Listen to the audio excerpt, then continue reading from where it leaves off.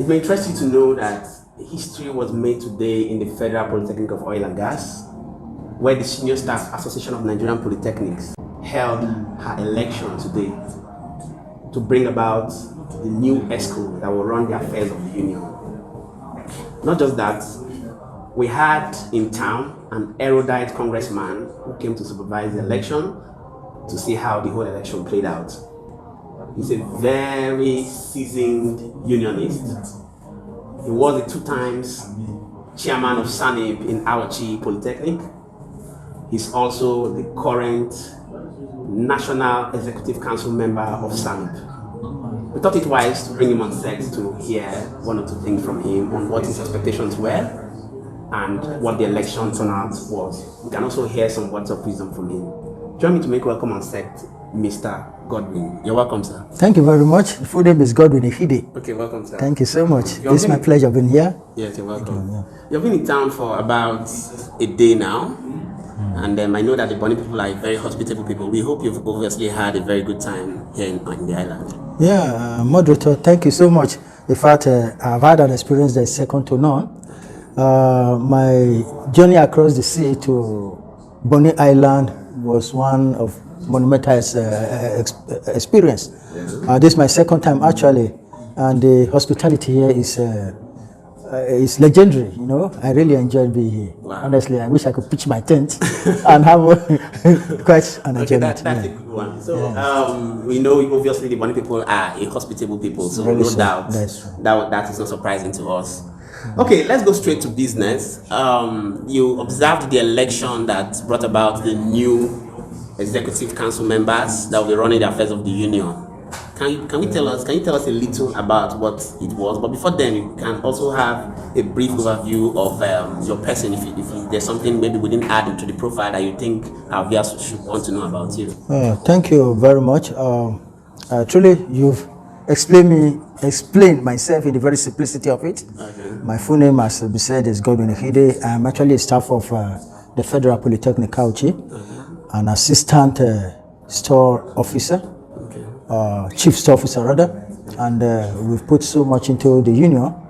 Apart from being a unionist, I'm also an educationist, and all of that put together, my major focus is in business management. I have a higher national diploma in business administration, and my degree is also in business education. All that put together means the focus is in building, you know, relatively the human capital. My focus is in enhancing the human capital situation to a better production efficiency.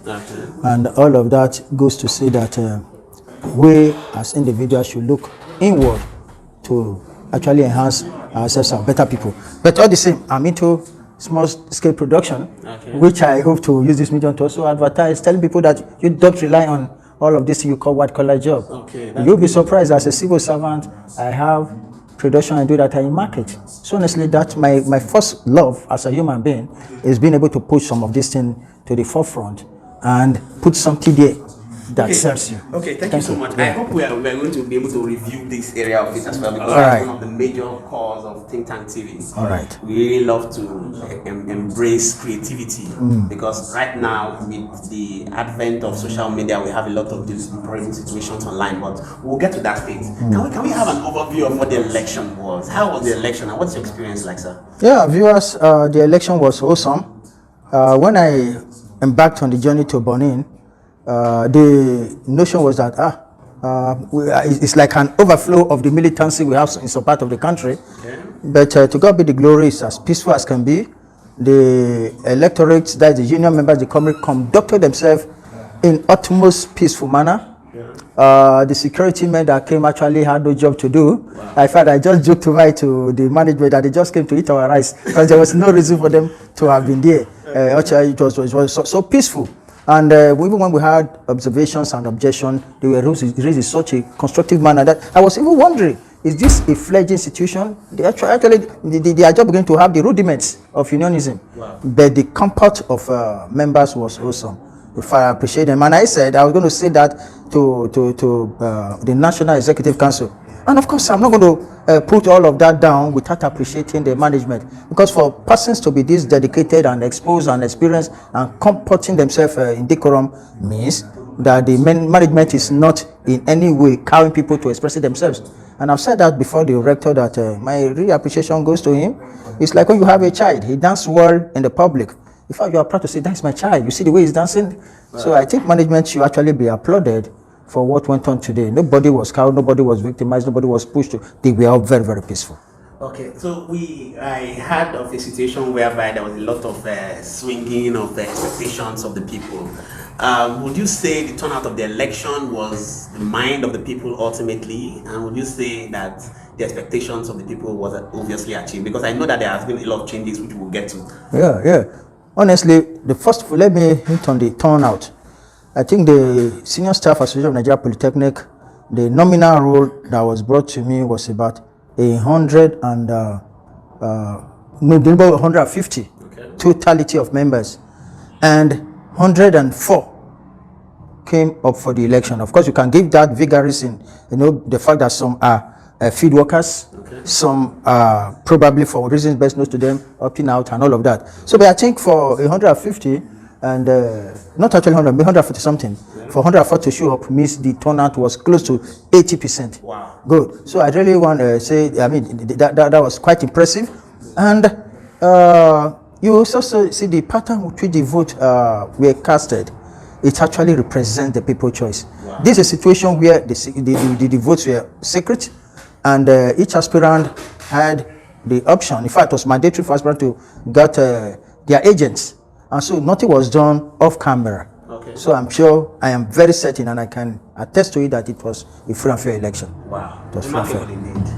Okay, let's go straight to you. Your profile has it that you have been the chairman of SSANIP NEC Polytechnic for about 2 times. Yeah. And you're currently a NEC member, right? A National Executive Council member of SSANIP. Right. Can we have an overview of what your tenure was as a chairman? Would you say your expectations as it has to do with representing the people and ensuring that the needs of the people was met? Would you say your scorecard was a good one? Can we have an overview of what your performance was then? Thank you very much.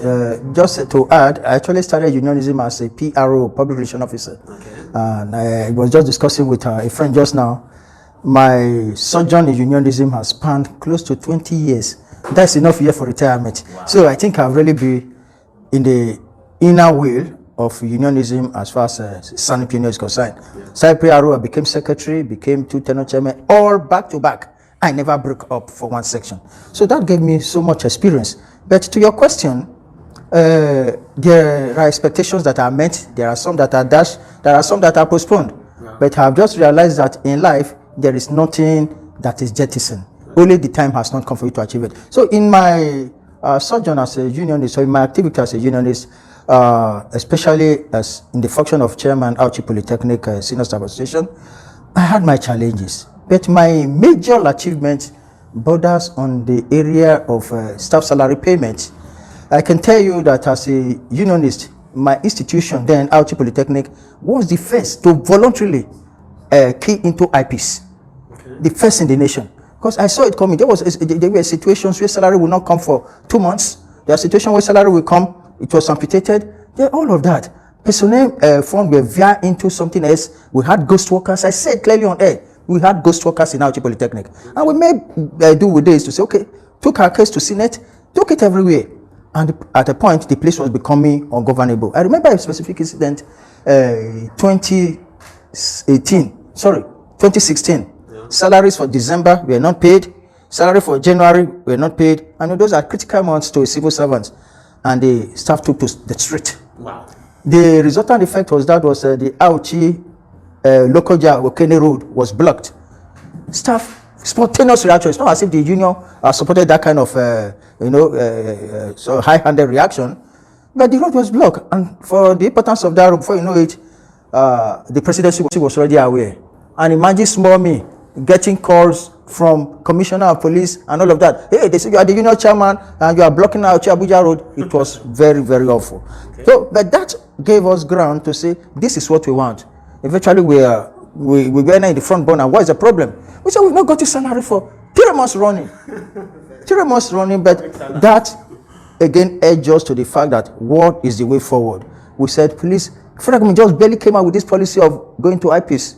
Of course, some of us who are learned and all of that, we have gone online to see what is the importance of IPs. And we took the birds by the horn and integrated the system, the protecting to the IP system. Fine, we had our setback. For more than a year, we didn't get our union check-off due. It was like, we've shot ourselves in the foot. But I'm sure today, the story is different. Every institution that has came to IPs, I think we're smiling home now with our correct pay. You seem to sound as though the IPs was an automatic savior of the salary mismanagement. But I'm aware that in one or two of your correspondences to the federal government, you have also made mention of the irregularities in the IPs. How do you match it? Yes. We understand that perfection is not attained in one day. And we also know that there are some bad eggs in the IP system, and be able to say that very clearly, even on air, that IPs need better supervision. To be frank with you, the issue of ghost workers has not been eliminated. There are revelations, there are facts, there are evidences to the fact that there are some persons somewhere who gets their name into the IP's payroll without them working. We are also aware of the fact that as it is, the federal government only have IPs as a paying agent. You understand? It's just a paying agent. So they actually need to do a holistic incorporation under the Secretary General of the Federation to have IPs better supervised. So truly there are bottlenecks, but it is much better than where we were coming from. Much better. Okay. I think we have a better view of that. Yes. Most of the times we have people asking series of questions. So I think as a National Executive Council of SSANIP that is here on the circuitous, I'd like to throw that question to you. First of all, before you become a unionist and a congressman, you are first of all a staff of the federal government, which is obliged to the tenets of the public service rule. I want you to be able to elaborate to us, because we know that there's a thin line between you being a unionist and you being a federal government staff, because most of the times it's obvious that some of the people you're going to be pressing the needs of your members to are also management staff who will probably be your bosses. How are you able to relate this thin line to be able to see how to still project the interests of your people and still ensure that your job is in good position? Thank you for this question. I just addressed my members just now. Let me be frank with you, even when I'm going to be telecasted widely and all of that, your job first. Very sincerely. Your job first. Yes. No, there's no argument about. Look, I also have to tell unionists, without making too much reservations, when you want to present your best fighter in a community, just imagine a community coming together and say, want to do a wrestling match, and you have to pick. It will be suicidal to go and get a representative that's one-footed, one leg amputated. You already say you are failing. So that goes to say that it is the very best around that should feed the vacancy of bridging management and union together. So what I'm saying is this: if your representative are already ab initio people who are not seen to be straightforward, people cannot hold their head high, people already have objectionable character, then the union is already failing. Okay? We just had a very stirring example. I'm going to say it on air here in appreciation to management, actually, of Federal Polytechnic Koyangas. I went introducing the new ESCO to management. And management was like, the director was, wow, appeared, oh, the chairman is coming back, Pepper, oh, this is good. And I made a simple request. Please, can you give the union a space for secretariat management to manage their secretary and all of that? Because what we have now is the union president using his office and all of that is not very convenient. I say, well, for now, the management is short of space. The Polytechnic is barely managing this very particular factor. But however, she knows the capability and capacity of Mr. Pepper Sufrala. Say, wow. So in that, guys, I'm going to give him a better office where he can have space. You see, and that translated to not just having a better space. Right there, he asked the registrar, please give a letter to Pepper to become a head of unit, head of department. Wow. And he's heading, what is that unit again now? The one that markets the Polytechnic, for funds and all of that. That's remarkable. Good. So what am I trying to say? What you are known for serves you. I'm sure if the chairman or the ESCO are taking there where the kind of defective type, she's going to look at them and say, even if I want to do anything out of the book, not for this person. So first of all, a unionist must be that person that's able to carry himself with courage, and there is known for what he is. So rounding back to your question specifically, there must be an understanding of that person. Like I just said, I started unionism as a PRO, and I was only on level 7 then, 20 years ago. Along the line, it was like, when executive meetings are held, my HOD was also a unionist. So we came together at a point. Even at the point when I became secretary, most persons were still far below. I mean, I was far below some persons. But the personality of this person, can he speak for us? Does he have our interests at heart? It overrides so everything. Ultimately, you are trying to say that the candidate that became emerged as the chairman is a sellable candidate, right? Very, very sellable. Wow. Very sellable. Forget politics. Very sellable. In fact, yeah, it didn't come from me. I wasn't negotiating for a position of management appointment for him, but it came on a platter of gold. Okay, I don't want to go into the future of what it takes to be a sellable candidate, because that's going to drag us a little backward. Yeah. But I want to ask a very critical question. It has to do with conflict management and resolution. I'm aware that the unionism has a lot to do with conflict management. It has a lot to do with negotiations. How would you say you're able to negotiate on behalf of the union? What strategies have you put in place over the years that you think our viewers or one or two leaders who are viewing us can be able to learn and hear from to handle most of the conflicts that will arise by virtue of you being a leader in union? Thank you so much. I want to stress it very dramatically. I will say 3 things. The first one is consultation. The second one is consultation. The third is still consultation. What that amplifies is that I have no other option but to consult. I don't want to believe when you say consultation, it should be downplayed to now godfatherism, because we have a lot of godfatherism issues in politicking and leadership. I agree with the fact that there should be consultation, but when you say consultation, it sounds like the leader should automatically take directives from you, like you're trying to micromanage those who are consulting from you. Not necessarily so. Not necessarily so. Now the truth is, even when you go to war, what do you do at the end? You still sit at round table to talk. World wars were not won on the field. Battles are never won on the field. You might fight. There will be destruction. There will be confusion, chaos. Eventually, you come to round table to discuss.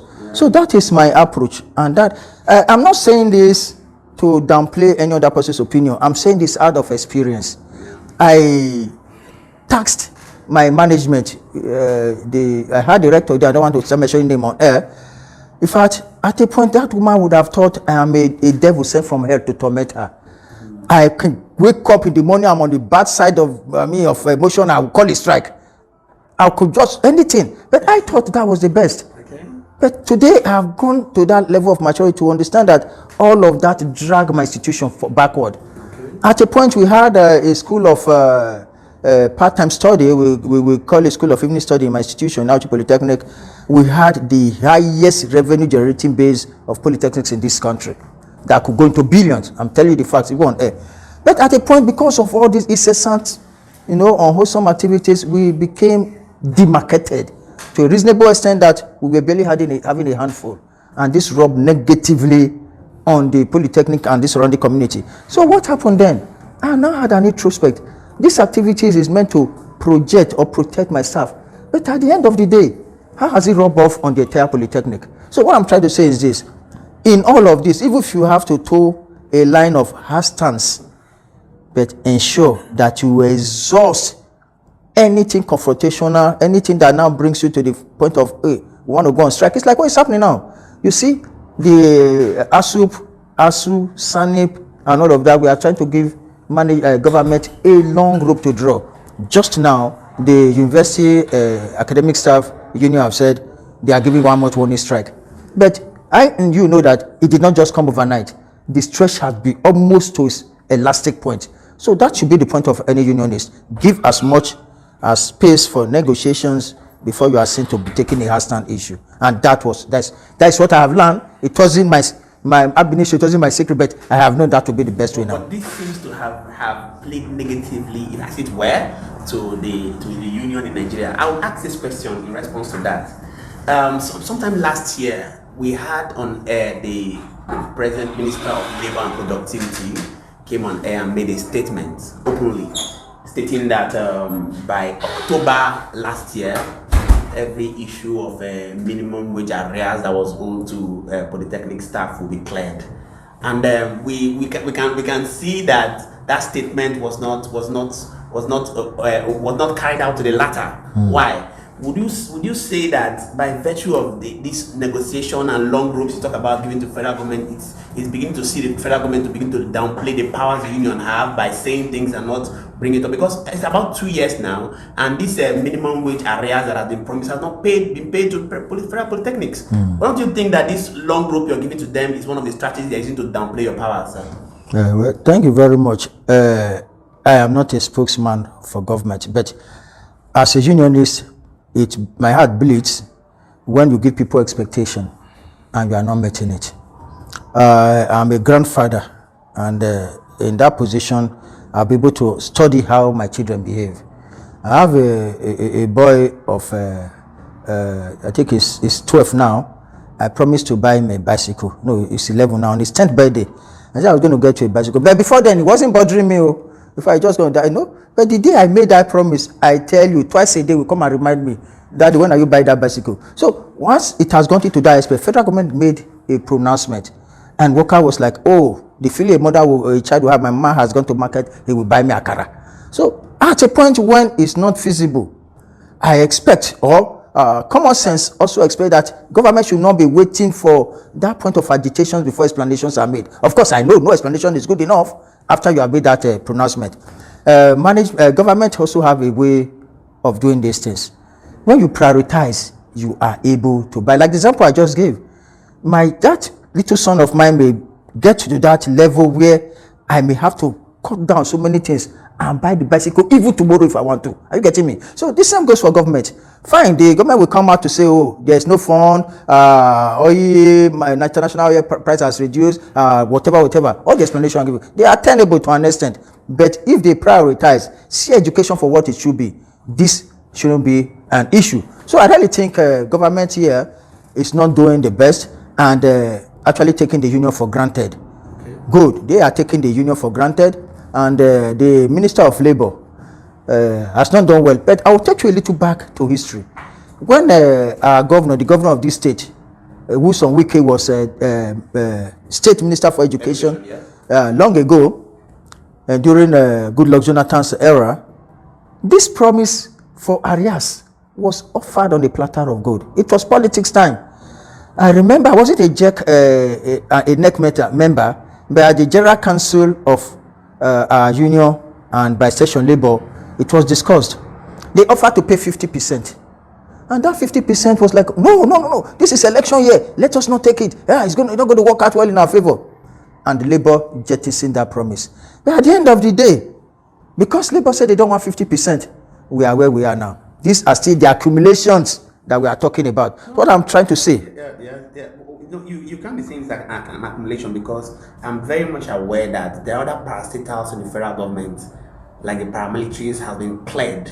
Good. Yes, they've been cleared their minimum wage arrears. Good. So what I'm saying in essence is that this minimum wage arrears, I know that obviously you would have engaged, had series of communications and engagement with the federal government. Okay. What is the state? Because a lot of people are questioning this thing, why is the federal government delaying on it? What's the state? Why did it delay this long? Good. What have they told you guys? Good. Now we are restricting it to the minimum wage arrears only. But I can tell you there are other arrears. Arrears of counties 15 across the nation. No, we're saying that because we can say categorically when the Minister of Labour and Productivity came on air and made that pronouncement. Okay. That's why I'm categorizing this one. It's all right. That is okay. So truly, that pronouncement government has not lived up to expectation, and the union should take the bull by the horn, doing the needful. I honestly have said that my heart bleeds when it comes to a situation like this. The union is left with no option but to do what instincts often tell a struggling man to do. What you take home is not even enough. and what you have been promised, fine, they've started the minimum wage payment all over, but the arrears, where is it? So I think management or government should do the needful by doing payment actually. Okay, let's believe your hope, your crossed and expecting that a lot will be done to that regard. All right. But one of the questions we want to find out from you too is, you are a National Executive Council member of SSANIP, and then you're obviously privy to some inside information. We know that by virtue of the position you hold, you will be exposed to a lot of possible threats. I don't know, I can't really say. And by virtue of the position you hold, it's possible that you will be experiencing some lobbying front and back. And if you're not a man with a very strong character who upholds integrity to a large extent, you could be able to sell out and betray the interests of the union. So what has been your driving force to be able to stand your ground, to be able to stand on the ground of integrity, to ensure that you don't sell out the interest of the union? This question is touching me on a very personal note, because these are things we've actually experienced. It takes a man with the heart of service to be able to function in a leadership position, because oftentimes you're either going to be criticized, maybe marginally appreciated, but altogether you stand a possibility of being misunderstood. I'll give you a very short personal experience that will typify. Yes, as short as possible. Yes, when I became first tenure chairman in my institution, I had a lot of issues. You know, I won't mention names, but at a point, I was offered something very homologous. Step down on this issue, and I was like, oh, please, I don't think I can do this. At the end of the day, we were two unions. I don't want to measure the other union too for security reasons, and I am aware that my counterpart collected something. You know what happened? When we had a small demonstration, the people were very passionate and said, please, let us pray. Let us commit situations like this to the hand of God. I come from a Muslim community. We pulled our shoes. They did what we call tabitha prayers and all of that.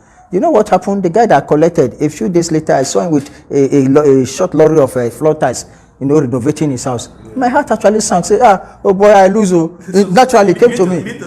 It naturally came to me. Yes. But you know what happened? Yeah. A few weeks, not more than 3 weeks, he died. Wow. I was we don't believe he died. No, yes, but I'm telling you that naturally, people don't take money also die. Yeah. But what the point I'm trying to make here is that nature has a way of paying back some of these things. So if you go representing people and you now go take money and betray your people, please, my viewers, and in fact, you have just cheated nature, because you are given that position in trust, and when you deny that trust, or you negate that trust, or sell off that trust, I think we're really out of time. All right, very short thank time. you, sir. Quickly, I just want to ask, because they are very important. I believe that a lot of people are learning from this, and we'll like to try to time you, because it looks like but I'm aware that about a month ago there was some calls by Nigerian Labour Congress to go on a protest, and in view of the fuel increment that was supposed to be made by the federal government, but it was later turned down. Can you give us a little brief, as quick as possible? Let's know why that protest was turned down. Have a negotiation. Good. Federal government came out with a simple explanation. They are putting off that hike in petroleum for another 18 months. That's a year plus. It's postponed. It's not as if it is jettisoned. It's not thrown away. Okay. The postponement is done for 18 months. Yes. Okay, so Labour is like, let's watch what happens in 18 months. It means that, so as it is now, we're not expecting any hike. Yes, by federal government pronouncement for 18 months. You have made a lot of recommendations. Federal government should do this. Minister of Labor should do this. If you are given the position of Minister of Labor and Productivity, can you tell us in the short word, how will you be able to resolve the misconceptions and wrongs in the educational sector? Just as few words as possible. Yeah, first of all, putting square pegs in square holes and round peg in round holes. Some of our administrators actually don't have a place being in the education sector. Okay. So I think people who have a good basis for education management should be asked. In fact, it should be a basis. If you don't have an inkling, you just read normal course like any other person.